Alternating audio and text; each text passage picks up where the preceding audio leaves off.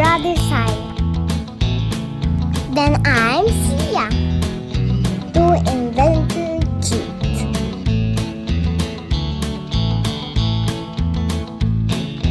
Set free. In the Philippines, like the video, subscribe, get notified. Usapang okra naman tayo mga ka-farmer. Dahil naging busy ang ating ka-farmer, ako muna ay samahan nyo na magtanim. Una, kailangang piliin ang mga buto o binhi, punlan ng mga halamang gagamitin sa pagtatanim.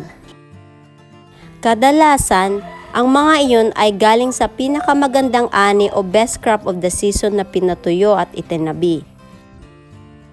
Ikalawa ay ang paghahanda ng lupang pagtatamnan. Ibig sabihin, itatakda o susukatin at lilinisin ang lupang napili. Mamarkahan iyon at saka bubungkalin at paluluwagin ang lupa. Ikatlo, ang mismong pagtataniman. Kailangan mamasa-masa o moist ang lupang pagtataniman. Hindi pwede kung masyado itong tuyo at ganoon din naman kung sobrang basa. Kailangan ay kainaman lamang ang pagkabuhaghag at pagkabasa ng lupa para makahinga at makakapit ang punla. Pag ang lupa ay tuyong-tuyo, kailangan munang diligin iyon ng kung ilang araw. Pag basang-basa naman, kailangan munang pababain ng tubig dahil kung hindi, alinman sa malunod o maaanod ang binhi. Bawat punla o binhi ay may kanya-kanyang lalim ng hukay pag itatanim. Mayroong pananim na 1.5 pulgada lang ang kailangan. Mayroon namang binhing 6 na pulgada ang dapat na lalim. May kanya-kanya silang pangangailangan para mapatubo at mapasuloy. Pag masyadong mababaw ang pagkatanim, baka ang mga punla ay tukain lang ng mga dumaraang ibon at manok. Pag masyado namang malalim, baka 1 buwan na ay di pa nasisilayan ang mga suloy nila. Kailangan ding may sapat na pagitan o distansya sa isa't isa ang mga halaman pag nagtatanim. Kung hindi, maggigit-gitan o magka-crowd sila at mag-aagawan sa tubig at sa sustansya o nutrients ng lupa. Pag nagkaganoon, mababansot ang marami sa mga tubo at hindi sila lalaki at bubunga ng maayos. Kaya importante ang spacing at distancing sa pagtatanim. Pag naitanim na nga pala ang binhi, dinidiligan ng bahagya ang paligid ng lupang pinagtatamnan. Ika-4, ang paggagamas o weeding out ng mga damo sa paligid ng halaman. Mahalaga ang gawain ito sapagkat kung hindi gagamasin ang mga damo, matatalo nila ang mga tanim na halaman. Tandaang mas malakas ang survival instinct ng mga damo kaysa mga halamang tanim lamang. Pang-5, dapat ring tandaan ang regular na pagdidilig ng mga halaman. Start the braining, so hindi na tayo magdidilig. Ang dalas ng pagdidilig at ang dami ng tubig na pandilig ay depende sa tanim. May mga halamang gulay na kailangang diligan araw-araw. Mayroon din namang makalawahan lang. Mayroong halamang 2 beses lang sa 1 linggo kung diligin at nabubuhay na ng ayos. Pag tag-ulan, hindi na gaanong alalahanin pa ang pagdidilig. Ang ulan na ang bahala sa mga pananim. Ang kailangan lang pag ganitong panahon, tiyaking hindi malulunod ang mga halaman sa tubig. Pang-6, ang paglalagay ng insecticide, pesticide at pataba sa mga pananim ay di rin dapat kalimutan. Lahat ng mga halaman, dinadayo at dinudumog ng mga insekto at peste. Ang mga insekto, ang karaniwang inaatake ay ang dahon, tangkay at mismong bunga ng mga halaman. Ang mga peste naman, karaniwang ginangat-ngat ang mismong binhi o di kaya naman ay ang ugat at ang base ng puno.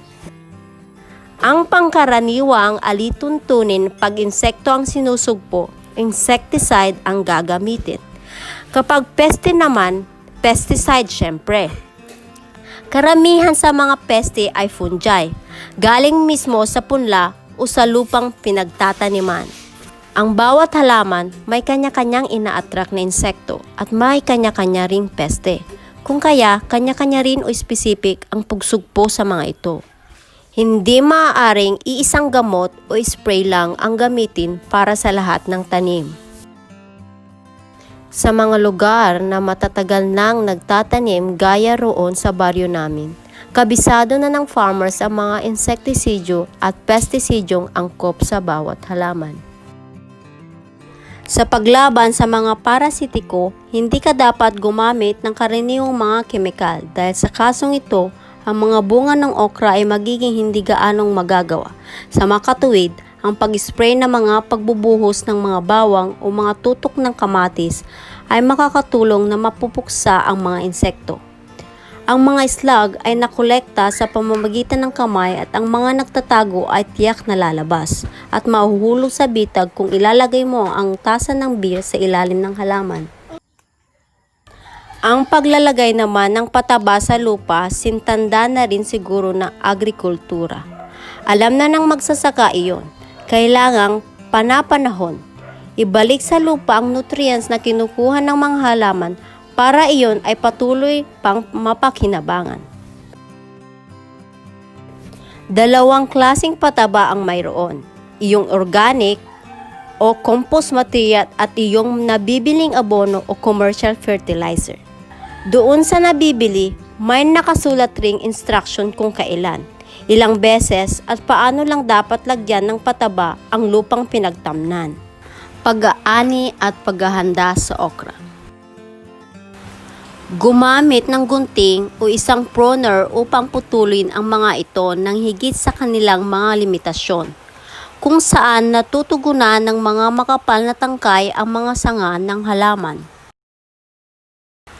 Gawin ang regular na pruning, mga 8 linggo pagkatapos magtanim ng okra. Magsisimulang tumubo ang okra. Patapos makita na ang unang okra ay lumago, maaari silang regular na maiani. Matapos mong iani ang isang okra, isa pa ang lilitaw sa parehong lugar. Patuloy na anihin ang mga ito sa buong tag-araw hanggang sa lumalagong ang panahon at ang mga halaman ay tumigil sa paggawa ng bagong okra. Ang ani ng okra kapag sila ay halos 5 hanggang 8 cm ang haba. Ang ani ng okra tuwing ibang araw at araw-araw sa rurok ng panahon upang mabilis silang lumaki ng mabilis. Subukang magsuot ng mga guwantes at mahabang manggas kapag anihin ang okra. Dahil ang mga dahon at okra ay natatakpan ng mga tinik na maaaring makagalit sa balat. Ang benepisyo ng okra ay kilala sa pagkakaroon ng mataas na bitamina C, K, folate at iba pang minerals upang maging malusog ang ating katawan. Mayaban din ito sa fiber na tumutulong sa maayos na digestion, kumukontrol sa rami ng sugar na absorb ng katawan.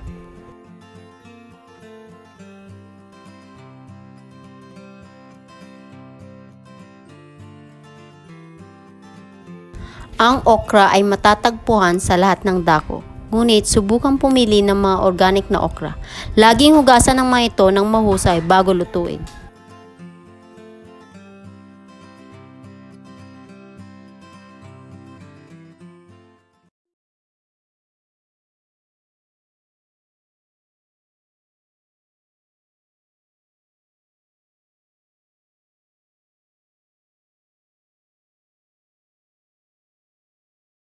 Itong isang okra na ito ay matigas na kaya hindi na natin ito pipitasin pa. Gawin na lang natin itong binhi.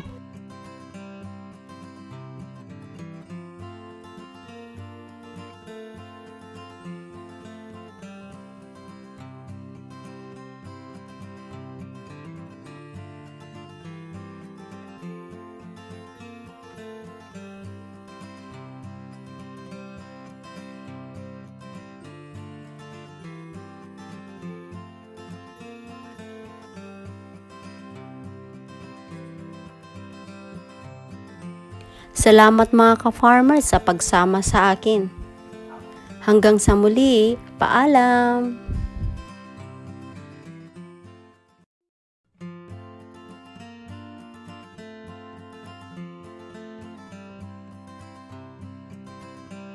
Kung hindi ka pa nakasubscribe, pindutin lang ang subscribe button para updated ka sa mga videos ko.